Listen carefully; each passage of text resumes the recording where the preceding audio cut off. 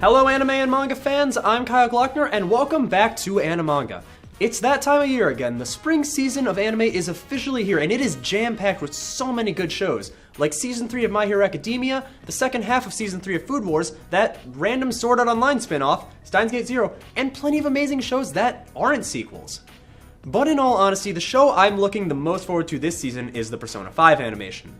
I plowed through the game for the first time over winter break, and then immediately blazed through a second playthrough, and I absolutely love it, so I'm really excited for the adaptation. But since I can't really review a series that hasn't aired yet, today I'll be covering Persona 4, the animation, and Persona 4, the Golden animation.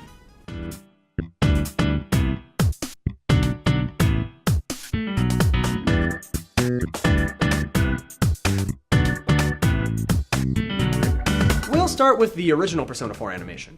Much like you would expect from an anime adaptation of a video game, the story follows that of its predecessor. The protagonist, who is given the name Yu Narukami, arrives in the small town of Inaba. Soon after he starts attending his new high school, he encounters a mysterious midnight channel that might have something to do with the recent string of murders in the town. After discovering he has a special ability to summon a persona when he travels to another world, he and his friends work together to get to the bottom of this case. But if you've played Persona 4, you already know all that stuff. But the animation has way more to offer than just being a standard adaptation of the game. For starters, the show really gets down to the details of Persona 4. You might expect the animation to skip over more minor social links from the game in order to better tell the story, but the Persona 4 animation covers every single social link from the game and even throws some twists into the mix. There are entire episodes dedicated to Yu's relationship with Ai Ebihara, Sayaka Uehara, the nurse, Hisano Kuroda, the old lady from the hospital, and just about everyone else. These episodes felt really special to me because it showed Yu's relationship with each of these characters in depth and made it feel like more than just a side story in the bigger plot of the game. Plus, the animation added more pomp and circumstance to each of their characters.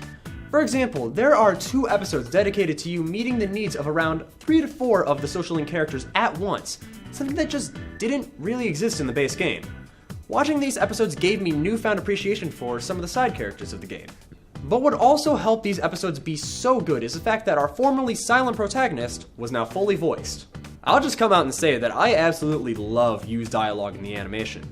He maintains his calm, cool demeanor that he has as the silent protagonist from the game, but gains a personality all his own and is able to match the mood of any situation.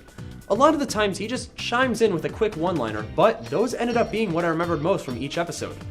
I really think that what they did with his character was a fantastic choice, which makes me excited to see what they'll do with the protagonist from Persona 5. Now, the original Persona 4 animation was great, but there is a second anime we have to talk about today, and that is Persona 4, the Golden animation.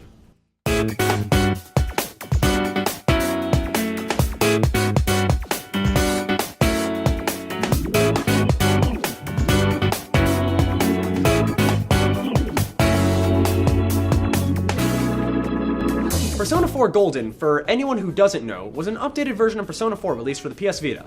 It included new social links, more days for advancing social links, and a few other small details. What I love about this anime is that it only focuses on those differences. It shows the social links of Marie and Adachi, as well as including some of the casual events from the game, like Christmas. Another little fun fact about the Golden animation is that it is canonically a New Game Plus. When Yu arrives in Inaba, it is a familiar town to him, despite seeing it for the first time. He knows exactly what's going to happen and is ready for anything. Now, you might be thinking that you don't really want to watch the same anime again, even if they did add a few characters. But I have good news for you. In the Golden animation, the main story is hardly present throughout the show, and it instead focuses on the more casual events, such as the beach party and Christmas. Overall, what really makes the Persona 4 animation so special to me is that they feel so different from the games. They both felt like their own separate experience and not just an adaptation of the game. They were able to become their own entity, and I would recommend them to anyone who likes Persona 4, or someone who hasn't had a chance to play it but still wants to experience the story. Persona 4, the animation, was directed by Seiji Kishi and animated by Anime International Company, while Persona 4, the Golden animation, was also directed by Seiji Kishi, but animated by A1 Pictures. I highly recommend checking out the Persona 4 animations, And don't forget about the Persona 5 animation airing this season. But that's all the time I have for today. Let me know what you think by tweeting me at ZTVGoofingOff using the hashtag Animanga. Until then, I'm Kyle Glockner, and this has been Animanga.